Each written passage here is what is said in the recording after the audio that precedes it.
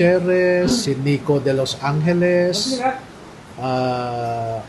May mga binabanggit ang mga tao na ito na nag-uutos din sa kanila. Umabot ito sa isang mataas na retired general. Actually, dalawa pala, no? Yung dalawang retired generals na yan ay parehong pinamunuan nila noon ang CIDG ng PNP, no? So sa ngayon, hindi ko muna mabanggit ang kanilang pangalan dahil hindi ko rin alam ang motibo nila kung bakit kailangan nilang suhulan ang mga ito. At tama yung sinasabi ni Ombudsman na yung mga nanghikayat sa apat na ito may be liable for obstruction of justice. Attorney, parang dumarami po yung ating supporter dito. Ano po yung plano nila? Magbibigil sila? Wala, kasi kanina medyo na alas 4, medyo kinabahan na ako. Dahil alas 8:30 pa lang yung staff ko, sinubo na niya yung mga dokumento sa korte eh. So nung tinawagan ako, bakit hindi pa napaprocess? Kaya pumunta ako mga alas 11. So kinausap ko yung clerk of court, ang sabi niya kailangan namin ng certificate of detention, which later on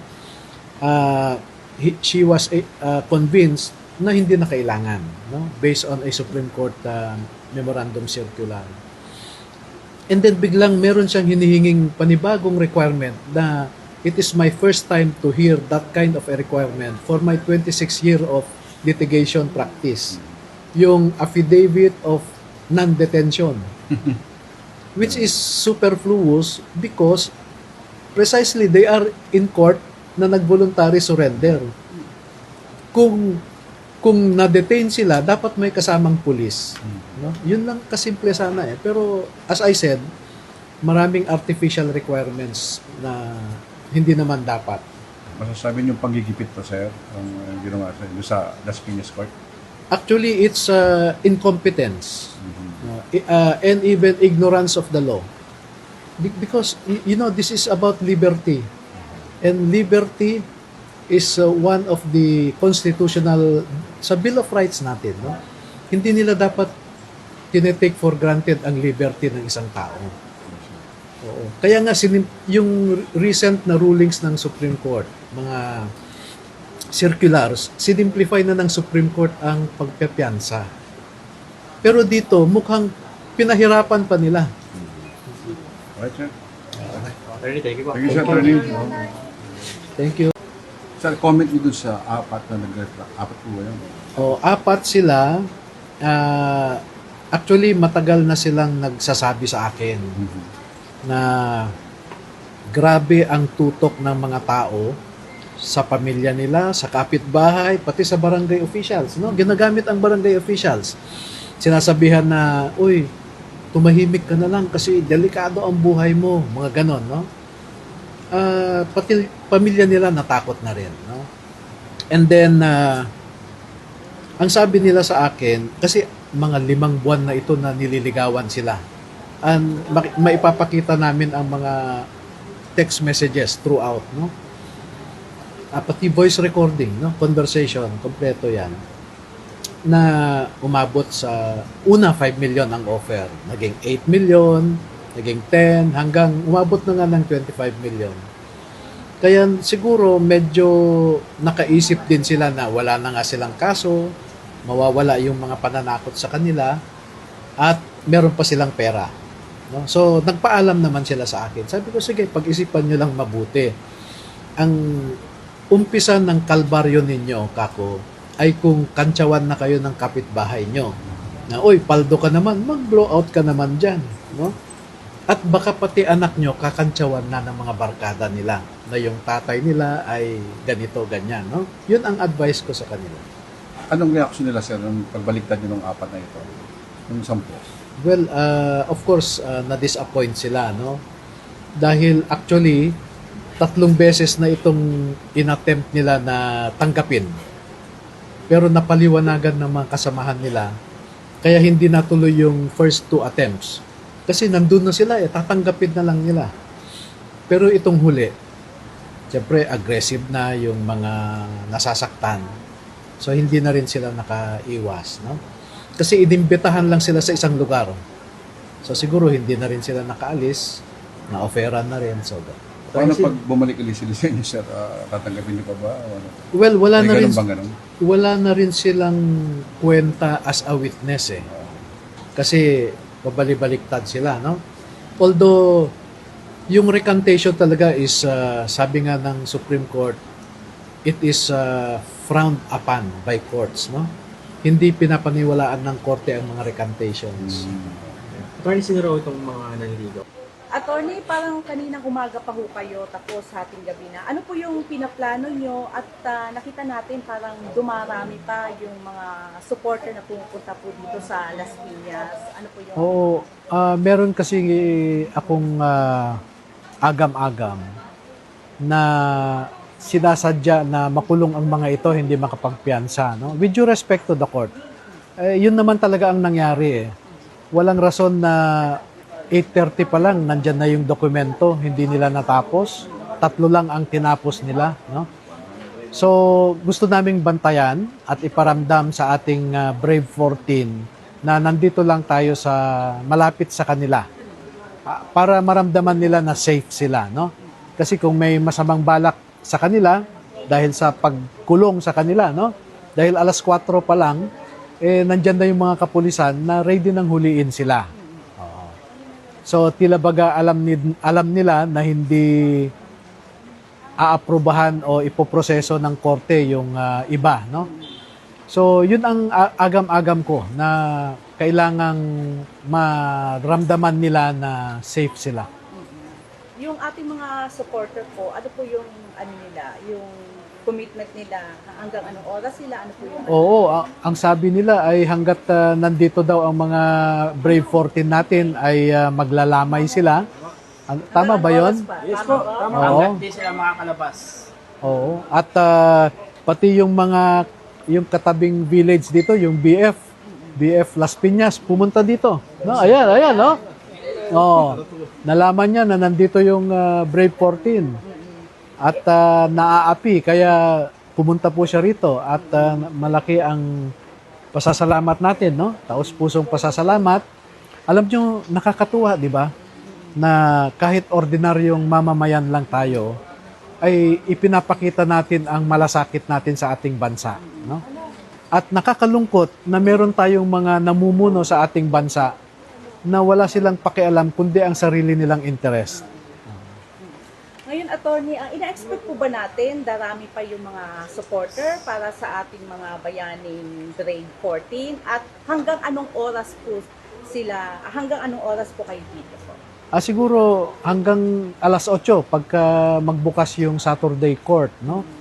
Pero yung mga parating pa lang dito, gusto kong i-advise sila na pwede na rin silang umuwi. Huwag na silang tumuloy, no? Hindi maganda ang panahon. At so far, nakikita natin na okay naman, no? Safe naman na yung mga Brave 14 natin. Thank you po, attorney. Thank you. Bukas na po sila makakalabas. Magkano yung piyansa nila, sir? 18,000 each for every count, no? So there are 4 counts, so that's 14 times 4. Sa Pasay, MPC lang ang available. Opo.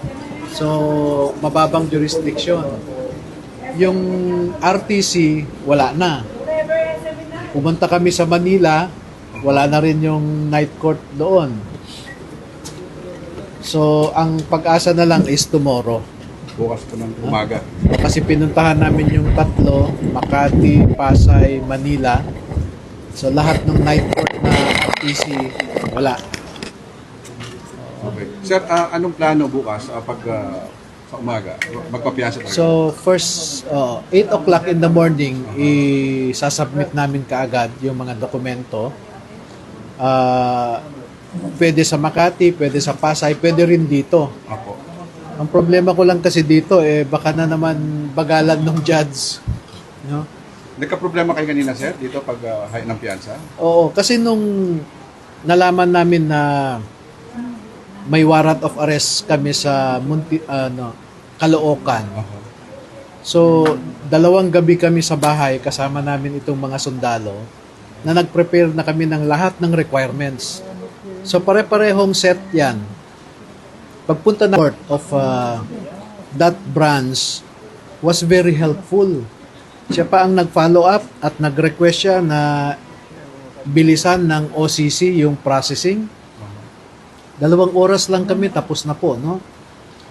And dito sa Las Piñas, the same set of documents na nakabase lahat naman yung requirements sa rules of court, nung sinubmit namin dito, ang dami nang hinahanap na nawawala daw. Eh bakit kami pumasa sa Caloocan, San Juan, Muntinlupa? Ibang rules of court ba ang applicable dito sa Las Piñas? Katulad nun, nag-voluntary surrender sila sa korte mismo, hinahanapan ng certificate of detention. Eh, contradictory yun eh. Humingi ka ng certificate of detention kung inaresto sila. Eh, hindi nag-voluntary surrender nga eh. Sir, bukas dito pa rin pupunta pa rin kayo dito sa Las Piñas, dito pa rin kayo alas 8 ng umaga. Para magpahay ng piyansa. Iniisip ko na parang hindi reliable dito eh. Sa korte na yan. So baka punta na lang kami sa either Makati or Pasay. Pwede ba yun, sir? Pwede. Yeah. Pwede yun. Kung sabi ko nga, kahit nasa Tawi-Tawi ka, kung ang kaso mo dito sa Las Piñas, pwede kang magpiyansa sa Tawi-Tawi. Sir, paano to sila? Mag-spend sila ng night dito? Sasabihin nyo ngayon, sir. Oo, yun da ang resulta nito. Bukas na po sila makakalabas. Magkano yung piyansa na ba, sir?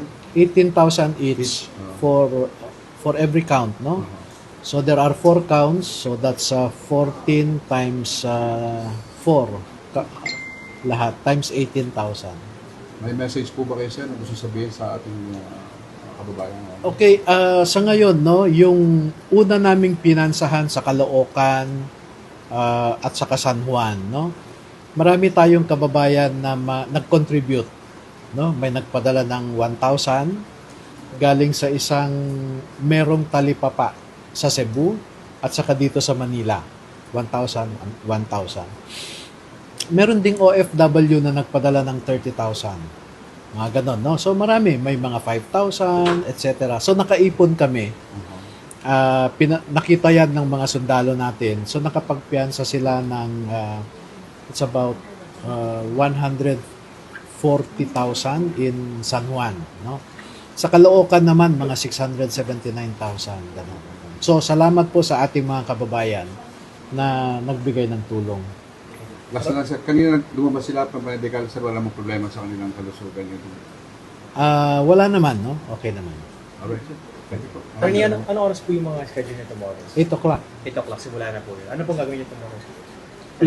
Isasubmit namin yung mga dokumento na yung required talaga na set of documents, no? Meron kang barangay certificate that you are a resident of that barangay, may sketch ang bahay mo, may na dapat pirmado ng barangay captain, no? So yun lang. Pero nagulat ako, ang daming hinahanap na dagdag na requirements kanina. So Attorney, dito po, iliwanagin lang po natin, dito sa warrant na inilabas po sa Las Piñas Court, hindi na po kayo isinali. Pero isinali po kayo sa pag-file nila Trillanes. Ganun po ba? hindi ako kasama sa mga akusado dito kasi perjury, so hindi naman ako pumirma sa affidavit, no? Pero yun ang gusto ko pong sanang maintindihan ng ating kababayan na yung Office of the Ombudsman nag-conduct talaga ng factual investigation. In-examine lahat itong 18, no? At kumbinsido si Ombudsman, no? Isipin mo, 8 abogado ang sabay-sabay na nag-e-examine sa kada isa. No, parang kino-cross-examine ang kada isa, no? 8 abogado 'yan. And they were supervised by 1 assistant ombudsman at saka isang chief of a field investigation bureau, no? Mga senior na abogado. Kumbinsido sila at lalo silang nakumbinsi noong nag-walk through ang mga ito. So isinakay sila sa van, ang sabi, ituro mo sa amin kung saan kayo nag-deliver sa loob ng Forbes Park. So napuntahan nila. kung hindi ka talaga nakapunta, hindi mo alam yun sa Forbes Park yung mga iba't ibang addresses.